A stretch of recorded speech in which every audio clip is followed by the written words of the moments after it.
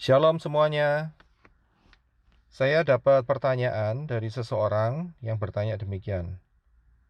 Apakah nama Tuhan tidak boleh disebut? Dan ayat yang dipakai adalah di dalam kitab Shemot atau kitab Keluaran, Fatsal 20 ayat yang ke-7. Bunyinya demikian. Jangan menyebut nama Yahweh Elohimu untuk kesia-siaan, karena Yahweh tidak akan membebaskan orang yang menyebut namanya untuk kesia-siaan. Kebanyakan orang di luar Yahudi, mereka mempunyai asumsi bahwa orang Yahudi tidak mau mengucapkan nama Yahweh, ya, nama Tuhan Yahweh, itu karena tidak bisa dilafalkan, karena huruf-hurufnya adalah huruf-huruf mati, konsonan. Juga ada yang punya anggapan nama itu terlalu suci sehingga mereka tidak mau mengucapkannya. Nah, coba kita akan lihat apakah yang menjadi fakta sebenarnya di balik itu semua. Sebelum masa pembuangan di Babylon, orang Yahudi masih menyebut nama Yahweh. Ya, mereka masih memanggil nama Yahweh. Tetapi setelah pembuangan Babel, mereka tidak lagi menyebut nama Yahweh. Dan mereka menggantinya dengan sebutan Adonai, ya, yang berarti tuanku.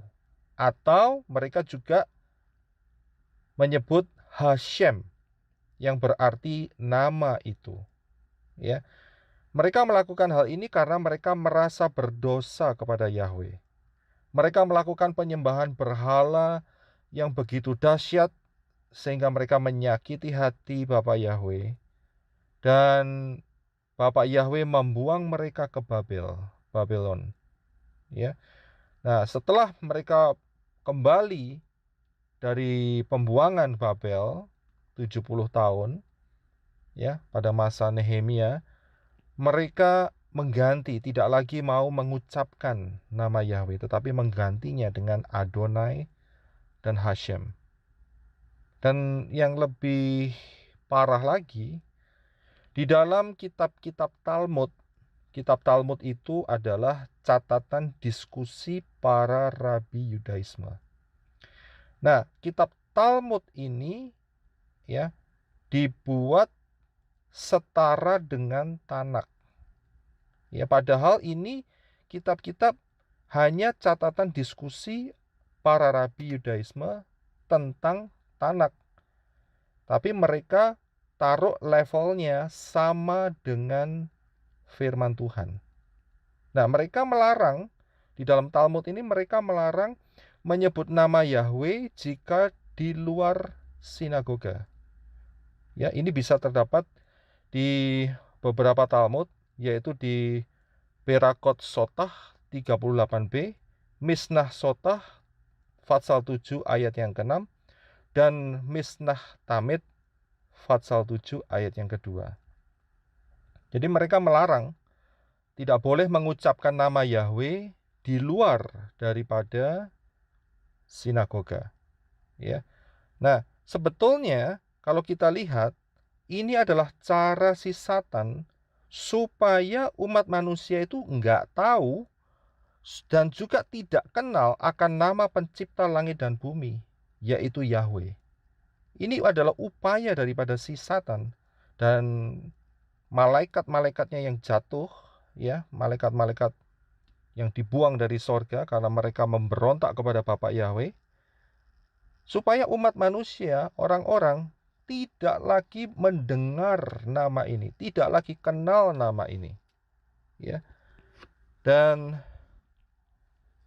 sebetulnya kalau kita lihat, yang dilarang di dalam kitab Shemot atau kitab Keluaran tadi, Fatsal yang ke-20 ayat yang ke-7, adalah kalau menyebut nama Yahweh untuk kesia-siaan. Itu saja yang dilarang. Contohnya, misalnya nama Yahweh dibuat lelucon. Ya, ini yang tidak diizinkan oleh Bapak Yahweh. Ada orang yang di atas mimbar, mereka melecehkan nama Yahweh, diganti yang aneh-aneh, ya. Ada yang, ya saudara, saya nggak berani menyebutkan lah. Dan juga ada yang untuk kepentingan politik, Ya, mereka menggunakannya untuk kepentingan politik. Dan juga ada yang menggunakannya untuk hal-hal yang tidak mengagungkan Bapa Yahweh di sorga. Nah, ini adalah hal-hal yang tidak diizinkan oleh Bapa Yahweh. Ya, untuk hal kesia-siaan. Nah, kalau kita mau lihat sebetulnya apa sih isi hati daripada Bapak Yahweh, kita coba lihat di dalam kitab Tehillim atau kitab Mazmur pasal 105 ayat yang pertama.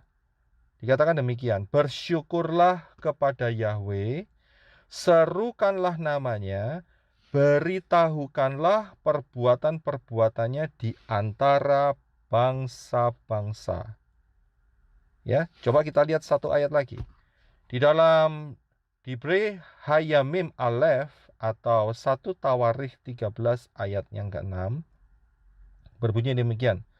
Kemudian Daud dan seluruh orang Israel berangkat ke Baala, Kiryat Yeraim yang termasuk wilayah Yehuda untuk mengangkut dari sana tabut Elohim Yahweh yang berdiam di antara para kerub, garis bawah ini, yang namanya itu diserukan.